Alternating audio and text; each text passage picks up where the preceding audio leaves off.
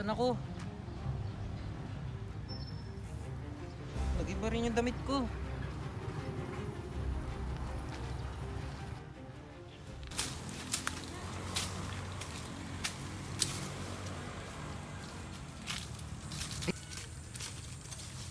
Ay, magandang umaga po. Pwede Oo, po iyo. magtanong? Pwede. Anong lugar po to? Nandito ang iyo sa aming taniman. Mukhang nagugutom ka na. Nagugutom ka na ba? Opo eh. Ramon, anak! Po, Itay. Bakit po? Samahan mo nga itong ating panauhin sa ating tahanan. Mukhang nagugutom na siya.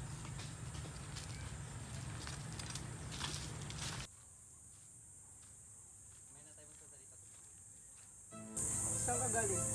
At paano dito napunta? Hindi ko nga rin po alam eh. Naliligaw po kasi ako. Hindi ko po alam paano ako makakabalik sa bahay namin.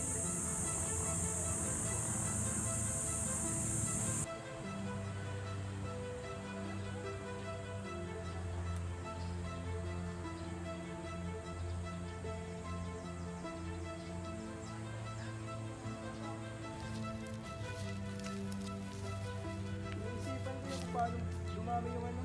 Yung bulaklak. Kung paano dumami yung bunga niya.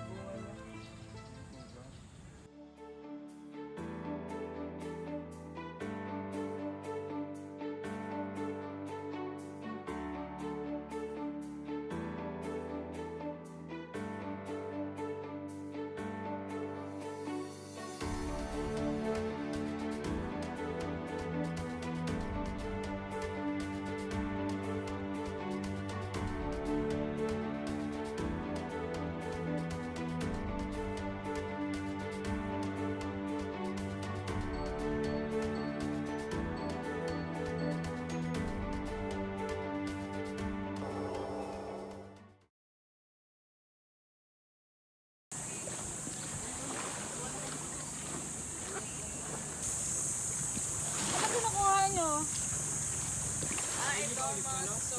Alam nyo ba na si Lourdes Ang nakaimbento ng sea snail venom. Pinangunahan niya pagpapaunlad ng conotoxins na ginagamit ngayon bilang biochemical na instrumento sa pagsusuri ng utak.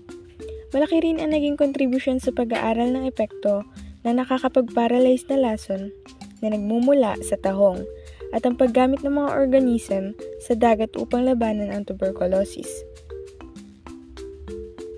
Natuklasan ni Cruz na ang kamandag ng suso ay nagtataglay ng maraming uri ng peptides na nagdudulot ng sari-saring epekto sa kilos ng utak.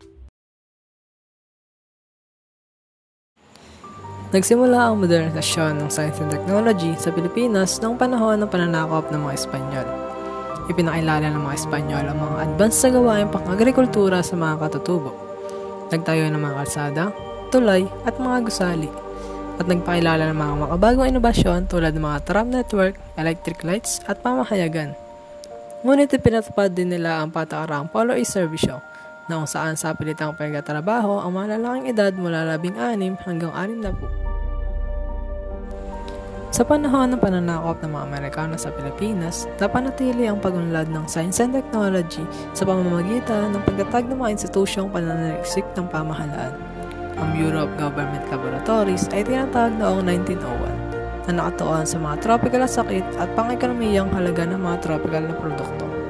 Kabilang sa iba pang institusyon ng gobyerno, ang Bureau of Health, Bureau of Mines, Bureau of Forestry, Weather Bureau, Bureau of Public Works, Bureau of Agriculture, Bureau of Coast and Geodetic Survey, Bureau of Plant Industry, at Bureau of Animal Industry. Ang Universidad ng Pilipinas o UP ay tinatag noong 1808. Kasama ang Kolehiyo ng Agrikultura, Paaralan ng Panggugubat, Paaralan ng Parmasya, at Graduate School of Tropical Medicine at Public Health. Ang mga Amerikano ay may higit na impluwensya sa pag-unlad ng Pilipinas, pagtatag ng pampublikong edukasyon, pagpapabuti ng mga gawaing inhinyero, at paglikha ng mga mas maraming pampublikong ospital.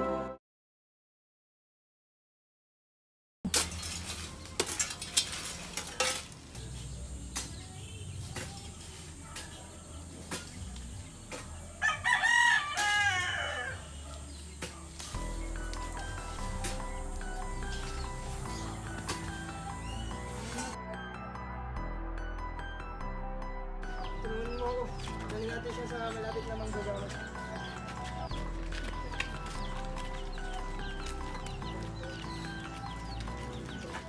Tao po. Manong Berto. Bakit? Ano nangyari dyan? Ano nangyari dyan? Tulungan niyo po kami. Nakita po namin siya doon na himatay. Ang sige, papasukin mo. Sige.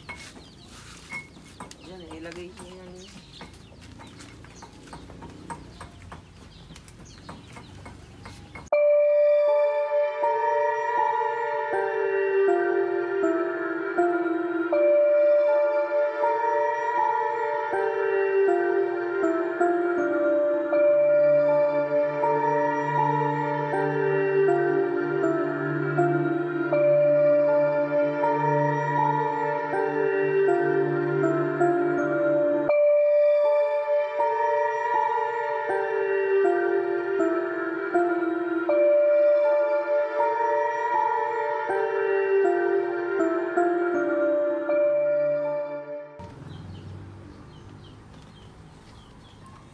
Ano nangyari? Sinabihan ka ng masamang elemento na kulay itim. Ito, kunin mo yan. Ano yan? Gabay yan. Maraming salamat. Sige, mag-iingat kayo ah. Mag-iingat kayo.